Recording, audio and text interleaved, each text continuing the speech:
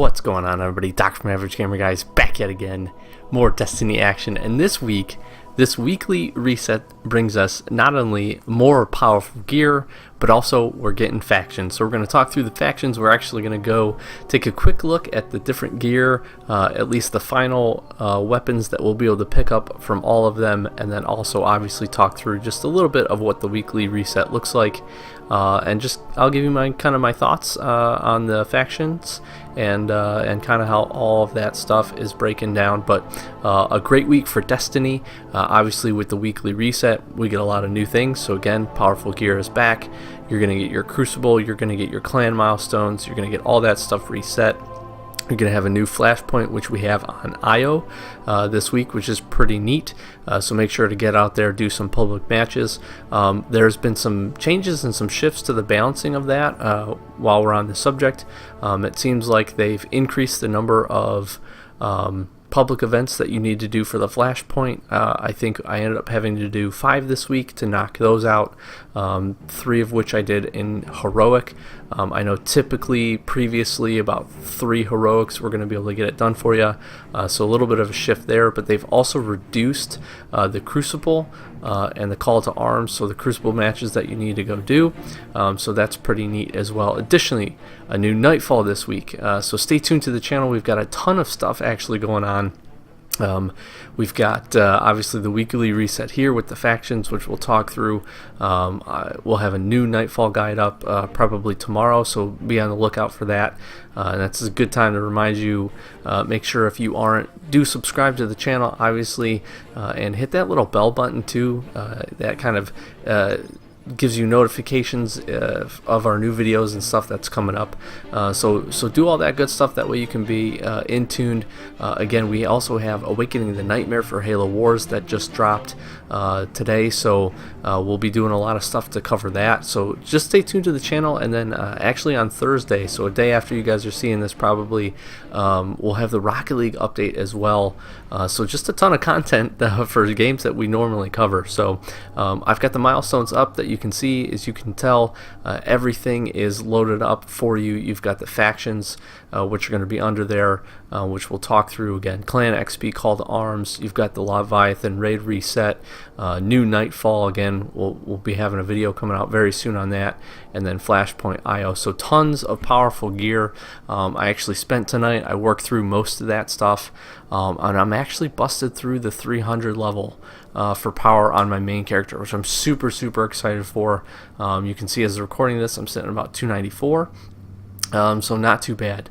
Again, I want to hit on, make sure if you're not in a clan, you need to get in one, because our clan is really awesome, and they've done a great job of knocking out Crucible and Nightfall already, which is pretty cool, even at the recording of this. So some pretty quick and easy gear that we're getting. But for the factions, you're going to go ahead, you're going to go to the tower, and you're going to have to run through, and you're going to have to actually talk to each of the 3 factions before you're able to select one. I think this was kind of cool, except for the fact that 2 of them are here in where essentially where Cade is, and then one of them's on the other side of the map, which I wasn't too much of a fan of. So we end up having to do a little bit of running. But we've got Dead Orbit, I believe, is this first one that we're going to take a look at, and we're actually going to see.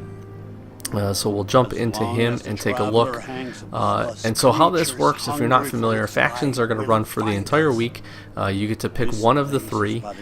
They each have different shaders, different gear, and one specific special weapon. Essentially what's going to happen is by doing public events, by doing all that kind of cool stuff, you're going to essentially earn tokens. When you cash those tokens in for the rep to your respective vendor, you're actually going to get points. They're going to tally it all up. At the end of the week, they're going to determine which one was the winner, and the winning faction, if you have set it up, you are going to be able to buy your specific weapon for 1,000 glimmer. Now that sounds maybe a lot to some of you. Really, if you're have played for a while, 1,000 glimmer is not a ton. The biggest difference for that though is that you can actually buy each of these 3 weapons for 50,000 glimmer. So if you're not in the other 2 factions and they win, you will be able to go grab them. Interestingly enough, I do want to point out right up front that the factions are by character. So you can actually, if you have 3 characters, I would recommend just go ahead and be a different faction on each character, and then you'll be able to buy each weapon for 1,000 glimmer. So a little trick there, but you can absolutely get all of them. You saw right there for Dead Orbit, we've got this really awesome scout rifle, which I'm actually I don't end up picking it on this character, but it's probably the one weapon I do want. Looks not only mean, looks like a pretty good weapon, to be honest with me, and I do like the Dead Orbit shader. It's kind of a dark black and gray shader, which is pretty cool. So definitely worth a consideration there. Here we have another one of our factions, and we're just going to go ahead and take a look through this one. This we are getting Heart of Time, which is a pulse rifle. Actually pretty cool. They've got like a purple and kind of a little bit of a gold and reddish coloring to their faction gear and their weapons. This pulse rifle actually doesn't look too bad either. These weapons are going to scale with you, so you can see mine's at 285, right pretty much right where I'm at.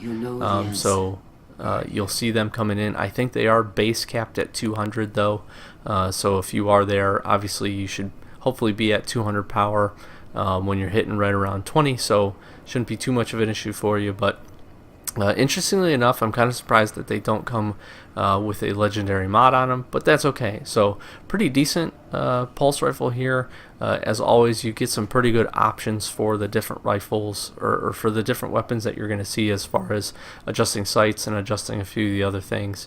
You have rapid fire here with deep ammo reserves, which is kind of cool, and then precision kills grant elemental damage, which is pretty neat. So overall, pretty good. 2 really good selections. These are probably the 2 that I would be most excited for if I was just going specifically for the weapon.